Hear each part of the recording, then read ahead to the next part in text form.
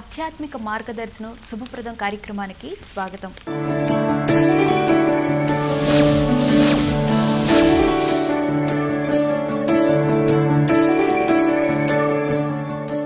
ప్రస్తుత నాగరికతకు అలవాటు పడిన మనం దైనందిన జీవితంలో ఎన్నో విషయాలను మర్చిపోతూ ఉన్నాం.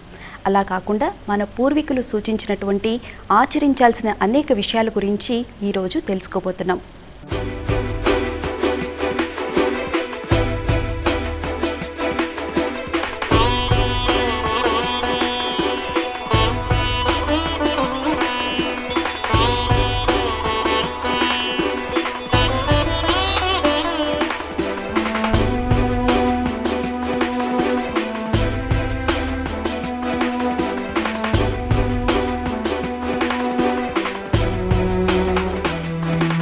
బుధవారం రోజు ఏమి చేయాలి, ఏ నియమాలు పాటించాలి, గోచార ఫలితాల గురించి మనకు తెలియచేయడానికి ప్రముఖ ఆధ్యాత్మికవేత్త శ్రీ రాఘవన్ గారు, అలాగే ప్రముఖ జ్యోతిష్య పండితులు శ్రీ సివిబి సుబ్రహ్మణ్యం గారు మనతో పాటు ఉన్నారు. వారిని అడిగి మరిన్ని విషయాలు తెలుసుకుందాం. నమస్కారం అండి సుబ్రహ్మణ్యం గారు. నమస్కారం అండి రాఘవన్ గారు. రాఘవన్ గారు, ముందుగా చెప్పండి, అసలు బుధవారం రోజు మనం ఏ దేవతను పూజించాలి, ఆ దేవతను ఏ శ్లోకంతో ప్రార్థించాలి, అలాగే ఆ శ్లోకం యొక్క అర్థాన్ని తెలియజేస్తారా? బుధవారం నాడు మనకి ఏకాదశి రేవతి నక్షత్రం వచ్చినప్పుడు, రేవతి నక్షత్రానికి పూష అధిదేవత. ఈ పూషా శబ్దానికి మనకి రకరకాల అర్థాలు చెప్పారు శాస్త్రంలో. పోషించేవాడు, పోషణ కలిగించేవాడు అని. ఈ రోజున ప్రత్యేకించి నారాయణ మంత్రాన్ని జపించడం చాలా విశేషం. అది అష్టాక్షరీ మంత్రం అని అంటారు. ఓం నమో నారాయణాయ. ఇప్పుడు ఇంకో సమస్య ఏమిటంటే, ఒక్కొక్కసారి మంత్రాలకు అక్షరాలు చెప్పినప్పుడు కొంచెం తేడాలు వస్తుంటాయి.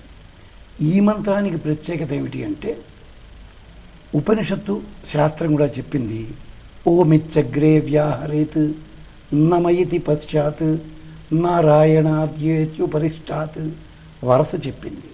అంతేకాదు, ఓం అని ఒకటే అక్షరము, నమః అని 2 అక్షరాలు, నారాయణాయ అని 5.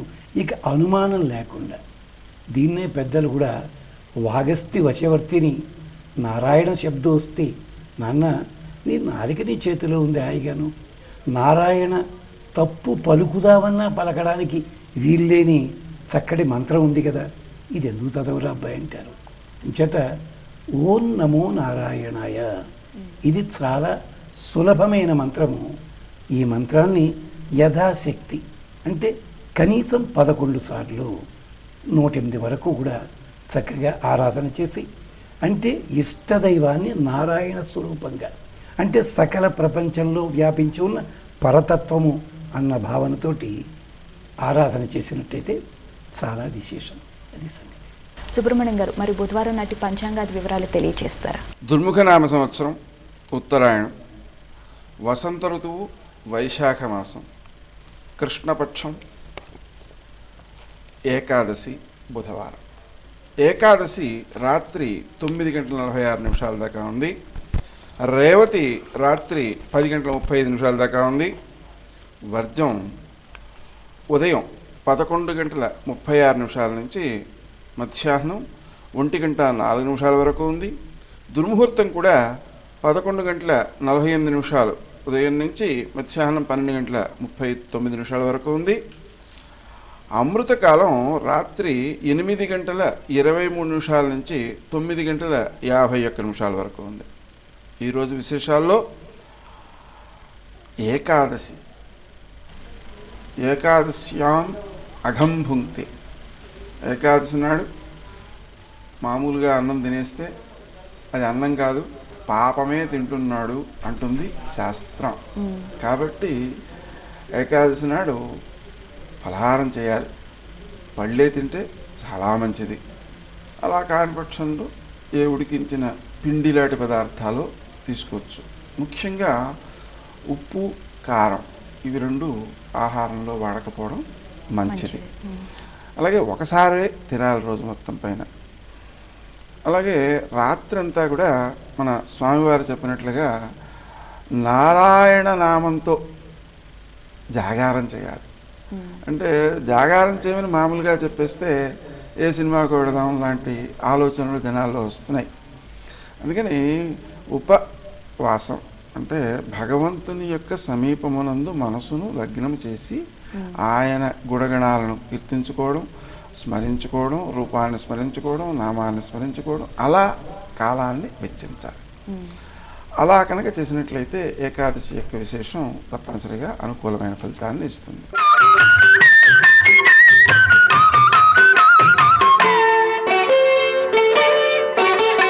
గోచార రీత్యా ద్వాదశి రాశుల ఫలితాలు తెలియజేస్తారు.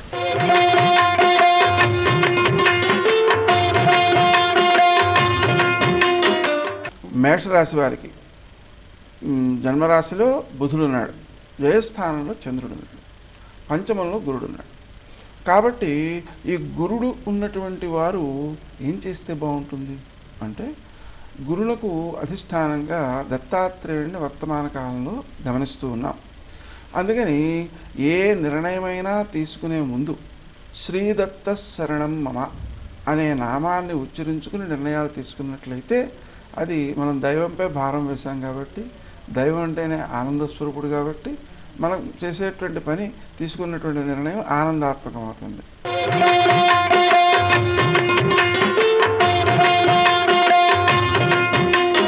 వృషభ రాశి వారిని కనుక మనం గమనించినట్లయితే బుధుడు వ్యయస్థానంలోకి వస్తున్నాడు. ఆ కారణంగా వ్యాపారాదులలో పెట్టుబడులు పెట్టడం ద్వారా నష్టపోయే ప్రమాదం ఉంది. అందుకని పెట్టుబడులకు దూరంగా ఉండడం మంచిది ఈ రోజున. అదేవిధంగా ఆరోగ్య విషయంలో కూడా కొంత శ్రద్ధ చూపించాల్సిన అవసరం ఉంది. అతి సామాన్యంగా ఈ రాశి వారికి లగ్నంలో ఉండేటువంటి శత్రుస్థానంలో ఉన్నటువంటి రవి ఆహార విషయంలోనూ, అలాగే శిరోవేదన, తలనొప్పి మొదలైనటువంటి విషయాలను దోషం చూపించే అవకాశాలు ఉన్నాయి. అందుకని ఆ క్రీమచ్యుత అనంత గోవింద అనే నామాన్ని జపించుకోవడం ద్వారా వాళ్ళు సత్ఫలితాన్ని పొందుతారు.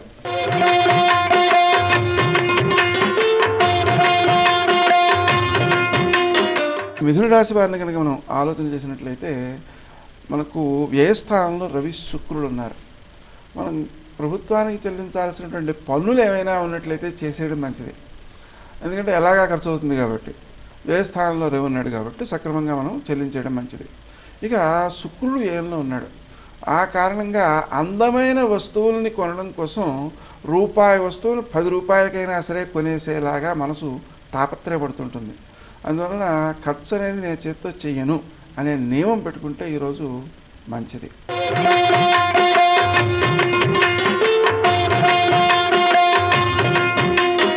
కర్కాటక రాశి వారిని కనుక మనం గమనించినట్లయితే ద్వితీయ స్థానంలో గురుడు ఉన్నాడు.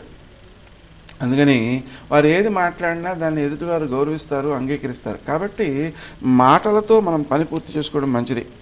అలాగే ఏదైనా ఒక విశేషమైనటువంటి కార్యక్రమాలలో ఉపన్యాసాలు చెప్పడం కానీ, లేకపోయినట్లయితే సలహాలు ఇవ్వడం కానీ, లేదా మనకు మీటింగుల్లో పాల్గొనడం కానీ, అటువంటి సందర్భాలలో మాట యొక్క విలువ బాగుంటుంది.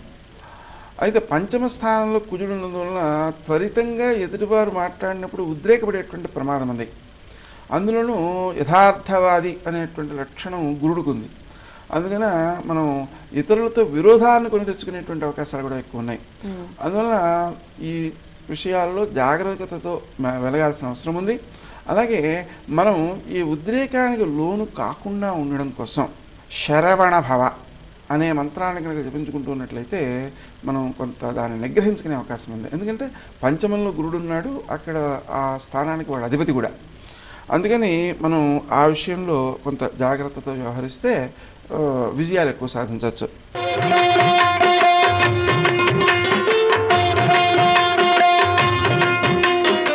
సింహరాశి వారికి ఏమవుతుంది అంటే తమ యొక్క ప్రవర్తన ద్వారానే కష్టాలను కొని తెచ్చుకుంటూ ఉంటారు ఈ సమయంలో. అందుకని వారు తక్కువగా మాట్లాడడం, ఎదుట వ్యక్తి యొక్క అభిప్రాయానికి విలువ ఇవ్వడం మంచిది. ఎందుకంటే మన యొక్క అభిప్రాయాన్ని ఇతరులపై నెట్టడానికో రుద్దడానికో ప్రయత్నం చేస్తే వాళ్ళతో విరోధం వచ్చే అవకాశం ఉంది. అది కాక వీరికి ఈరోజు అష్టమ చంద్రుని యొక్క సమయం. అందువలన వీరు స్వయంగా ఆలోచించి ఏ పనులు చేసినా కష్టాలను కొని తెచ్చుకునే అవకాశాలు అవుతాయి. అందువలన ఎదుటి వాళ్ళు ఏది చేస్తే దాన్ని అంగీకరించేసినట్లయితే చాలా పనులు సులభంగా నెరవేరిపోతాయి.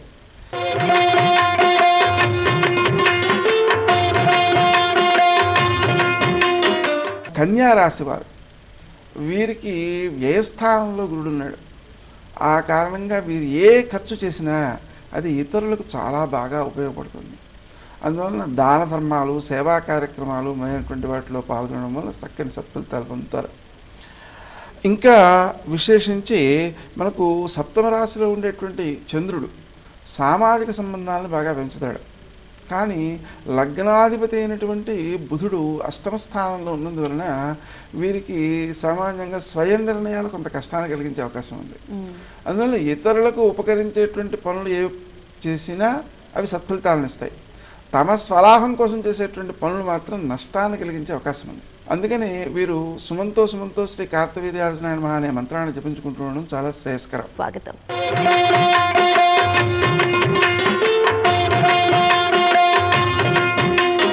తులారాశి వారిని కనుక మనం గమనించినట్లయితే షష్ఠ చంద్రుడు వస్తున్నాడు, సప్తమంలో బుధుడు బాగానే ఉంటున్నాడు.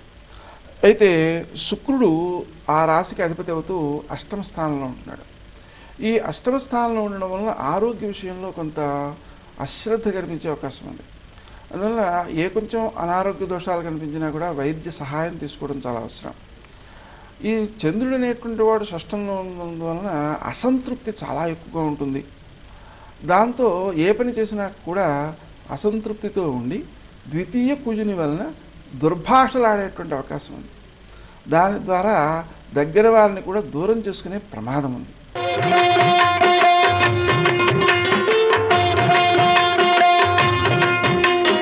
వృశ్చిక రాశి వారిని కనుక మనం గమనించినట్లయితే రాశిలోనే కుజుడు ఉన్నాడు, శని ఉన్నాడు. బద్ధకం ఉంటుంది, ఆలస్యాలు ఉంటాయి, ఉద్రేకాలు ఉంటాయి, దానివల్ల కలహాలు ఉంటాయి. వీటన్నిటినీ కూడా మనం నిగ్రహించుకోవాలి అంటే కొంచెం కష్టమే. అయినా సరే శరవణ భవ అనేటువంటి మంత్రాన్ని, అలాగే శ్రీదత్త శరణం మమ అనేటువంటి మంత్రాన్ని కూడా చేసుకుంటూ ఉన్నట్లయితే ఆ నిగ్రహం అనేది బాగా అలవాటు అవుతుంది. స్వయం నిర్ణయాలు ఏవైతే ఉన్నాయో నష్టాన్ని కలిగించకుండా ఉండడం కోసం శ్రీదత్త శరణం మమ అనేటువంటి మంత్రం చాలా బాగా ఉపకరిస్తుంది. ఇక షష్ఠంలో ఉండేటువంటి బుధుడు ఆరోగ్య విషయంలో కొంత దోషాన్ని ఇచ్చే అవకాశం ఉంది. ఆ కారణంగా ఆహారాన్ని చాలా తక్కువగా తీసుకోవడం, మనకు ఎలాగ ఉపవాస దివసమే కాబట్టి ఆహారం తక్కువ తీసుకోవడం మంచిదే. అలా తక్కువగా తీసుకోవడంతో పాటుగా ఈ క్రీమ్ అచ్యుతానంత గోవింద అనే నామాన్ని కూడా జపించుకుంటూ ఉంటే ఆరోగ్య సమస్యల్ని అధిగమించవచ్చు.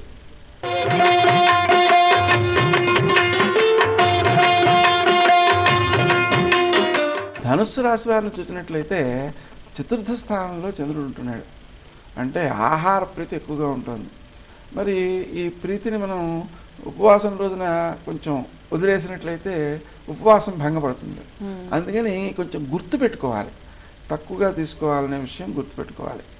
అలాగే పంచమ స్థానంలో ఉండేటువంటి బుధుడు ఆలోచనా శక్తిని బాగానే ఇస్తున్నాడు. అలాగే గురుడు పంచమ దృష్టితో చూస్తున్నందువలన స్వయం నిర్ణయాలు కూడా మంచి చేస్తాయి, అభ్యంతరం ఏం లేదు.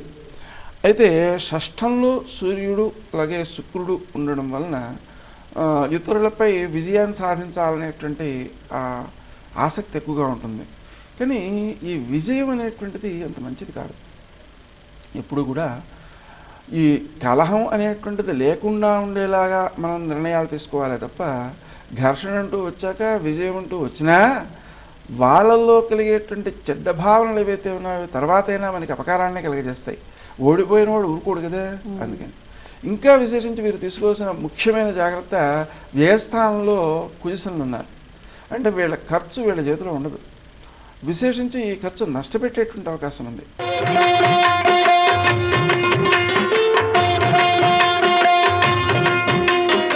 మకర రాశి వాళ్ళని కనుక చూసినట్లయితే అష్టమంలో గురుడు ఉన్నాడు. ఆ అష్టమ గురుడు అనేటువంటి వాడు ఆరోగ్య విషయంలో కొంత దోషం చూపించే అవకాశం ఉంది. అందువలన క్రీమ్ అచ్యుతానంత గోవింద అనే నామాన్ని తప్పనిసరిగా జపించుకోవాలి. తృతీయ చంద్రుడు మంచి సహకారం ఇస్తాడండి. అంటే ముఖ్యంగా తల్లి వంటి వారు వాళ్ళ వల్ల వచ్చేటువంటి సహకారం చాలా బాగా ఉపకరిస్తుంది. అయితే ఈ ఆరోగ్య విషయంలో కొంత జాగరూకతతో ఉండాల్సిన అవసరం ఉంది. సమయానికి ఆహారం తీసుకోవడం, అది కూడా నియమితంగా తీసుకోవడం. ఎందుకంటే ఒక చోట అంటారు తక్కువగా ఆహారం తీసుకోవడం, అలాగే పరిశ్రమ అధికంగా చేయటం, ఇవి రెండు భూమి మీద ఉండేటువంటి అశ్విని దేవతలట. పరిశ్రమో మితాహారం భూగత వస్విని ఉసుతం. ఆ అశ్విని సుతులు కాబట్టి వీళ్ళిద్దరూ మనం శ్రమ చేసినా ఆహారం తక్కువగా తీసుకుంటే ఆరోగ్యానికి భంగం కలగదు. ఆ నియమాన్ని పాటించడం మంచిది.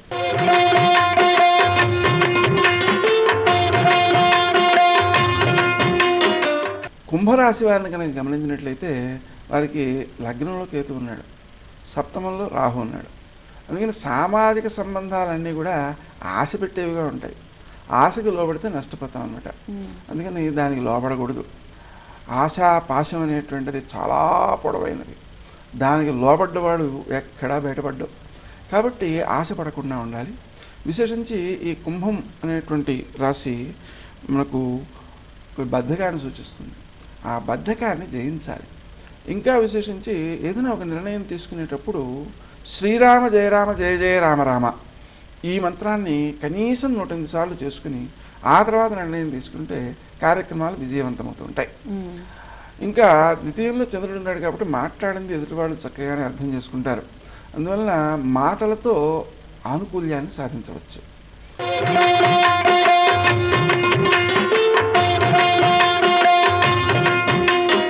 మీనరాశి వారు వీరిని కనుక గమనించినట్లయితే వారికి షష్ఠంలో గురుడు ఉన్నాడు, లగ్నంలోనే చంద్రుడు ఉన్నాడు. ఈ చంద్రుడు మంచివాడే, ఆరోగ్యాన్ని ఇస్తాడు. ఈ షష్ఠంలో గురుడు మాత్రం శత్రువుల వల్ల ఇబ్బందిని కలగజేస్తాడు. కానీ ఇది పరోక్షంగా మేలు చేస్తుంది కూడా. ఎలా అంటే శత్రువులు వీడిని ఇబ్బంది పెట్టిన తర్వాత వీడి యొక్క కృషిశీలత పెరుగుతుంది. ఆ కృషిశీలత వల్ల విజయాలు సాధిస్తాడు. అది గౌరవాన్ని పెంపొందిస్తుంది. ఇక ద్వితీయంలో బుధుడు ఉన్నాడు కాబట్టి మాట తీరు కూడా అందరినీ ఆకట్టుకునేదిగా ఉంటుంది. తృతీయంలో రవిశుక్రుడు ఉన్నందువలన స్త్రీజన సహకారం, అలాగే పై అధికారులు లేదా రాజకీయంలో పలుకుబడి ఉన్నవారు వారి యొక్క సహకారం తీసుకోవడం ద్వారా కార్యక్రమాలు చక్కగా నిర్వర్తించుకోవచ్చు, సాధించుకోవచ్చు. కాబట్టి స్థిరాస్తి ఏదైనా కొందాము అనేటువంటి ప్రయత్నాలు చేసినట్లయితే ఆ విషయంలో కూడా ఈ సమయం బాగానే ఉంది. కాబట్టి దాని ప్రయత్నాలు కూడా సత్ఫలితాలని అందజేస్తాయి. అయితే ఇల్లు కొనుక్కుందాము అనుకున్నప్పుడు మాత్రం చింతామణి గృహాంతస్థ శ్రీమన్నగర నాయిక అనే జపాన్ని చేసుకుని ప్రయత్నం చేయడం మంచిది. రాఘవన్ గారు మీరు చెప్పండి, మరి బుధవారం ఆచరించాల్సిన విషయాల గురించి తెలియజేస్తారు. నారాయణ మంత్రాన్ని జపించడం. జపించేప్పుడు ఏకాదశి గనక, ఏకాదశి అనగానే ఉపవాసం అనేసరికి మన వాళ్ళందరూ అన్నం తినొద్దంటే అన్నం భిన్నం చేసు తినమని అలవాటు అయిపోయింది. అంటే అక్కడ ఉపవాసం ఉన్నప్పుడు చేయాల్సిన పని ఏమిటి అంటే ఉప సమీపే వాసం, భగవంతుని సన్నిధిలో ఉండాలి. అప్పుడు వండిన పదార్థాలు కానీ కొరికి తినే పదార్థాలు కానీ ఇలాంటివి స్వీకరించకూడదు. ఇది నియమము. ఆ రోజున ఇందాక గురువుగారు చెప్పినట్టుగా ఆ నియమాలు పాటిస్తూ, ఆ నియమాలు అంటే మాకు ఈ రాశి తెలియదండి, నక్షత్రం ఇది ఉంటుంది అంచేత అందరికీ కూడా చాలా సులభంగా ఉండడానికి మార్గం ఏం చెప్పారు? భగవన్నామస్మరణతో ఉండండి. ఎప్పుడైతే భగవన్నామాన్ని పైకి అనక్కర్లేదు, మనసులో పెట్టుకుని చేస్తున్నా కానీ గబుక్కుని ఆ నామోచ్చారణ చేస్తున్నప్పుడు ఎదటి వాళ్ళ మీద దృష్టి పెట్టి చెడు మాట మాట్లాడడం, వేరే పనులు మనం చెయ్యం. అది దానికోసమనే అగ్ని పురాణంలో ఒక చక్కటి శ్లోకం ఉంది. అది నారాయణ తత్వానికి సంబంధించింది, ఇతర దేవతాతత్వానికి సంబంధించింది. చమత్కారమైన శ్లోకం. అజాయ లోకత్రయ పావనాయ భూతాత్మని గోపతయే వృషాయ సూర్యాయ స్థితి సర్గ ప్రళయాయ నమో మహాకారుణికోత్తమాయ. ఈ శ్లోకంలో చివరిది చాలా గొప్ప పదం, మహాకారుణికోత్తమాయ. కరుణ చూపించడంలో పరమాత్మతత్వాన్ని మించిన వాళ్ళు ఎవళ్ళు లేరు. పరదుఃఖ దుఃఖిత్వం కరుణ అని చెప్పి ఆ భావన నీకు ఉన్నప్పుడు 10 మందికి ఉపయోగించేలా ప్రవర్తిస్తావు. ఆ భావన మనస్సులో పెట్టుకున్నప్పుడు కరుణ చూపించిన నీకు ఉపయోగము, కరుణ చూపించిన పడిన వాడికి కూడా ఉపయోగం ఉంటుంది. అంచేత మహాకారుణికోత్తమాయ. ఇక్కడ మళ్ళీ చాలామంది ఒక అడుగుతుంటారు, ఏమండి మీరు మంత్రాలు చెప్పేస్తుంటారు అని చెప్తున్నారు, మా ఇష్టదైవం ఫలానా, మరి మీరు వేరే మంత్రం చెప్తున్నారు, ఎలా చేయడం అండి? దీనికి పెద్దలు ఎప్పుడో మార్గం చెప్పారు. భగవద్గీతలో కూడా చెప్పాడు, ఏ యథామాం ప్రపద్యంతే తాం తథైవ భజామ్యాం. ఏవకారం ప్రయోగించాడు ఇక్కడ. అంటే నువ్వు ఏ రూపంలో అనుకుని నీ ఇష్టదైవాన్ని ఆరాధన చేస్తావో, ఏ పదప్రయోగం చేసినా, ఏ మంత్రాన్ని చూపించినా అక్కడి దాకా వెడుతుంది. కాకపోతే కొన్ని విశేష కార్యక్రమాలకి, కొన్ని ప్రత్యేకమైన వాటికి మంత్రాలు వేరే ఉంటాయి, ఆ పద్ధతి వేరే ఉంటుంది. మొత్తం మీద రోజంతా కూడా భగవద్ధ్యానంలో గడపడం అంటే అర్థం ఏమిటి? భగవద్ధ్యానంలో గడుపుతున్నాం కనుక పనులన్నీ మానేస్తాం, ఆఫీసులు మానేస్తాం కదా, దాని అర్థం అది కాదు. అక్కడ ఏ పని చేస్తున్నా భగవదాజ్ఞగా, భగవతో వీర్యేణ, భగవతో బలేన, భగవత తేజస, ఇవి నేను చేస్తున్నాను అన్న భావన కలిగి ఉన్నట్టయితే రోజంతా కూడా అద్భుతంగా నడుస్తుంది. అయితే సుబ్రహ్మణ్యం గారు, మరి గోచారం సరిగా లేని వాళ్ళు ఏం చేయాలంటారు? మనకి శాస్త్రంలో ఏం చెప్తారంటే, ప్రతిరోజు కాస్త గోగ్రాసం వేసినట్లయితే ఆ గ్రహాలు ఏమి చేయుట అంటే అర్థం సకల దేవతలకు మనం ఆహారాన్ని అందిస్తున్నాం అన్నమాట. అలా గ్రహాలకు ప్రీతి కలగడం కోసం ఆవులకు కాస్త గడ్డి వేయడం, ఏ గ్రహం వల్ల మనకు దోషం కలుగుతుందో ఆ గ్రహానికి సంబంధించినటువంటి ధాన్యాన్ని శివునికి పూజ చేయడం, 1 కేజీ పావు ఆ ధాన్యంతో పూజ చేసేయడం, అక్షతలతో చేసినట్టుగా. ఉదాహరణ నువ్వులు ఉన్నాయనుకోండి, నువ్వులు ఆయనకి పూజ చేసేయడమే, ఇంట్లోనే ఫోటో పెట్టుకుని పూజ చేసేయచ్చు. వాటిని తీసుకెళ్ళి ఆవులకు పెట్టడం, ఇలాగే కొన్ని గ్రహాలకు సంబంధించి నివారణ చర్యలు, గ్రహానికి ప్రీతిపాత్రమైన పనులు కొన్ని ఉంటాయి.